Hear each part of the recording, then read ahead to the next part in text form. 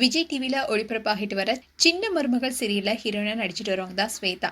இவங்களுடைய கணவர்னு சொல்லிக்கொள்ற ஆதி ஸ்வேதா குறித்து பல திருக்கடும் விஷயங்களை அவருடைய சோஷியல் மீடியா பேஜ்ல ஷேர் பண்ணியிருக்காரு. இந்த விஷயம் தான் இப்போ பேசும் பொருளா இருக்கு. நடிகை ஸ்வேதாவுடைய காதலன்னு சொல்லி ஆதி என்பவர் சில மாதங்களுக்கு முன்னாடி யூடியூப் சேனலுக்கு இன்டர்வியூ கொடுத்திருந்தாரு. ஆனா அவருக்கும் எனக்கும் எந்த சம்மந்தமும் இல்லைன்னு இன்ஸ்டால போஸ்ட் போட்டிருந்தாங்க ஸ்வேதா. இதை தொடர்ந்து தான் இப்போ ஆதி நடிகை ஸ்வேதா தனக்கு விவாகரத்து நோட்டீஸ் அனுப்பியிருப்பதாகவும் நான் யாருனே தெரியாதுன்னு சொன்னாங்க, இப்போ எதுக்காக விவாகரத்து நோட்டீஸ் அனுப்பணும்னு கேள்வி எழுப்பியிருக்காரு. இதை தொடர்ந்து அவர் இன்னைக்கு ஒரு போஸ்ட் போட்டிருக்காரு.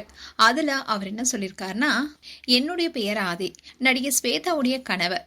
சில மாதங்களுக்கு முன்னாடி சோஷியல் மீடியா பேஜ்ல நான் கொடுத்த பேட்டியில நான் தான் அவங்களுடைய கணவர் என்பதை தெரிவிச்சிருந்தேன். அதுக்கப்புறமா ஸ்வேதா அவங்களுடைய இன்ஸ்டாகிராம் பேஜ்ல என்ன அவங்களுக்கு தெரியாதுன்னு அவர் சொல்றது பொய்ன்னு சொல்லி பல குற்றச்சாட்டுகளுடன் ஒரு போஸ்ட் போட்டிருந்தாங்க. ஒருத்தரை தெரியலன்னா எப்படி விவாகரத்து நோட்டீஸ் அனுப்ப முடியும்? ஆனா எனக்கு அவங்க கிட்ட இருந்து விவாகரத்து நோட்டீஸ் வந்திருக்கு. அந்த நோட்டீஸ்ல என்னை பத்தி பல குற்றச்சாட்டுகள் குறிப்பிடப்பட்டிருக்கு. இத்தனை நாட்களா நான் அமைதியா இருந்தது அவங்க என்னுடைய மனைவிங்கிறதுனாலையும் ஒரு பெண்ணை பொது இடத்துல அவமதிக்க கூடாது என்ற மரியாதையாலும் தான். அதோட ஒரு நாள் அவங்க உண்மையை புரிஞ்சுக்கிட்டு திரும்பி வருவாங்கன்னு நம்பிக்கையுடனும் காத்திருந்தேன்.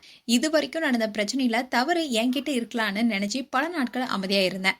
ஆனா சமீப காலத்துல சில உண்மைகள் எனக்கு தெரிய வந்திருக்கு. அவங்களுடைய செயல்களால இன்னொரு பெண்ணுடைய வாழ்க்கை பாதிக்கப்பட்டிருக்கு.